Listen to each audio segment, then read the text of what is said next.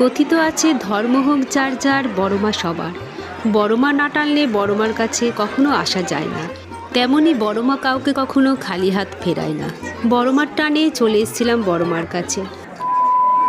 বড়মার মন্দিরে পুজো দিতে কিভাবে যাবে, কখন যাবে, ফুল মালা ডালা কোথায় পাবে, সব জানতে পুরো ভিডিওটার সাথে থাকো। আমরা কাছড়াপাড়া থেকে চলে এসেছিলাম।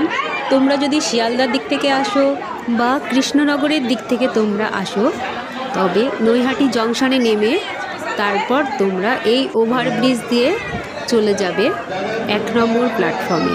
তোমরা 3, 4 বা 5 যে নম্বর প্ল্যাটফর্মে নামো না কেন, 1 নম্বরে যেতে হবে। এইখান দিয়ে এসে এই সিঁড়ি দিয়ে নেমে এই যে এই দিক দিয়ে একটা বেরোবার রাস্তা, এখানে সাবওয়ে রয়েছে। তোমরা চাইলে এই সাবওয়ে দিয়ে নেমে ডান দিকে এগিয়ে গিয়ে একদম রাস্তায় উঠতে পারবে।